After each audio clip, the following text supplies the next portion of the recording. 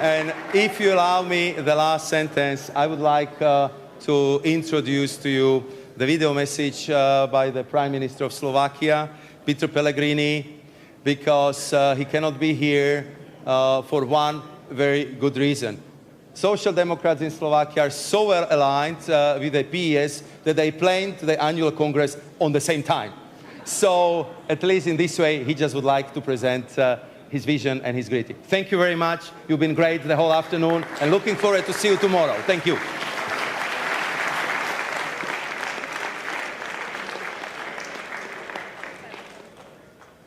Ladies and gentlemen, dear friends of our social democratic family, let me first thank you for the opportunity to address you today. Unfortunately, I am not able to be with you in person, but I wanted to present my ideas to this distinguished audience via video message as work and all activities of socialist, social democratic, Labour and democratic parties in the European Union are very important. At present, the European Union and its member states are definitely at a crossroad. This is mainly because of many challenges globalization brings. It has an impact on all of us, and we must face it together with more intensive cooperation. Our aim should be a fairer community of women and men combined with a sustainable development model. Recently, we have heard a lot about the economic growth, raising companies' profits, which in many cases are also using the governmental incentives, or shortage of skilled labor force. On the other hand, there is usually little information about the importance of increased protection of workers' rights, the promotion of equal conditions and opportunities for women's employment, or the need for equal pay in the EU member states. Historically, these were socialist, social democratic, Labour and democratic parties associated in the Party of European Socialists who supported these issues at various levels of our society, and people trusted us. That is why we need to do much more in social agenda, like the adequate level of European minimum wage, an effective collective bargaining, or shorter working hours so that people have a better balanced private and working lives. All these topics are not old-fashioned, as many corporate owners along white right-wing conservative politicians are trying to convince us. They are real, very modern, and necessary for the progressive movement of our society. The upcoming European elections are very important for the possibility of building a social Europe. European Union is in a completely different situation compared to 2014. Therefore, I would like to welcome socialist and democratic battle plan in the run-up to the 2019 European elections. Despite the considerable economic stability, relatively high economic growth, a record low unemployment rate and a significant decline in migration flows, it is clear that the political situation has changed. The reason is that the impact of extremism and populism is growing strongly across Europe.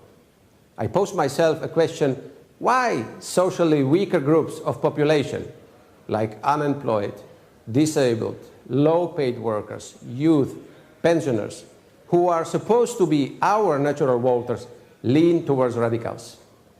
We must admit that one of the reasons is in part our own mistake. For decades, social democratic policies have been the only counterpart to self-esteem and selfishness of the markets. The situation has changed in the context of the global economic and financial crisis we were facing some years ago.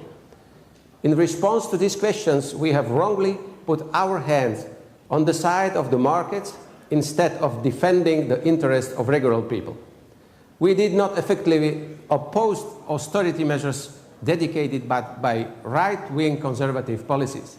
As a result, these measures have intensified in many countries a decline in living standards, wage stagnation, and rising unemployment in recent years.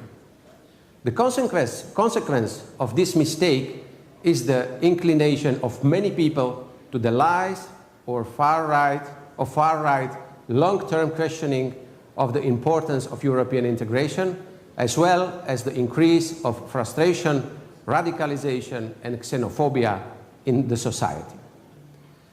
We know that we need more social Europe, but we have to change our attention. As a progressive force, we must return to the struggle for the interests of middle-class workers. We must be able to offer perspective for the young generation. We need to reduce the middle-class tax burden and challenge wage inequality. We must concentrate on protecting the rights of workers, mitigate the negative consequences of globalization, and prevent corporations from tax speculations, and, the contrary, make them consistently pay taxes in the countries where they really work and generate their profits. The gradual economic and financial model has to combat the growing inequalities in society with the main goal of redistributing wealth more effectively. We should also not give up on cohesion policy. Calls for its reduction in the next multi-annual financial framework can be regarded as a misunderstanding.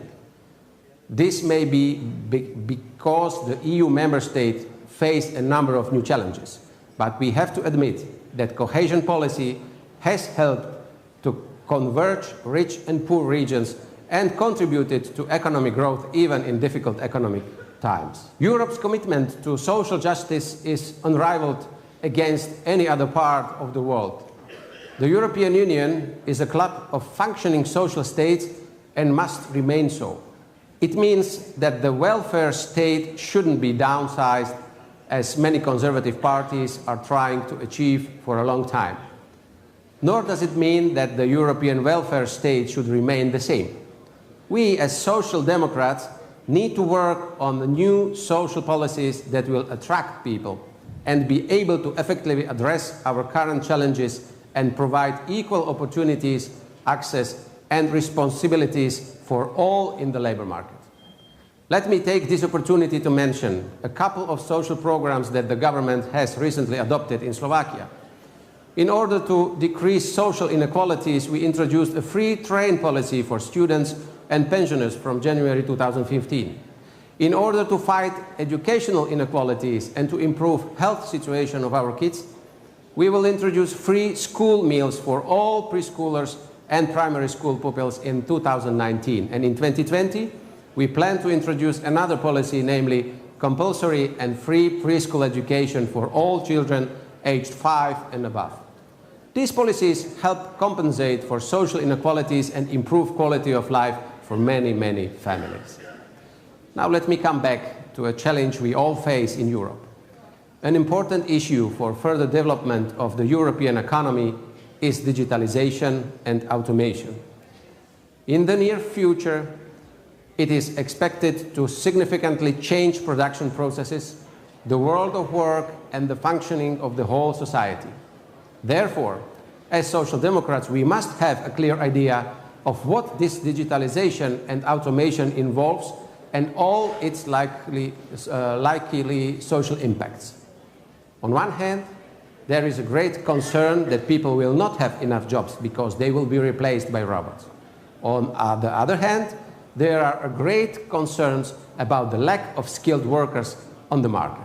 An important fact is that with an increasing pace of automation and digitalization, there will be a clear need to employ more skilled people. The best evidence of this is the lowest unemployment rate in the countries with the highest number of robots per job. For example, Germany, South Korea, or Singapore.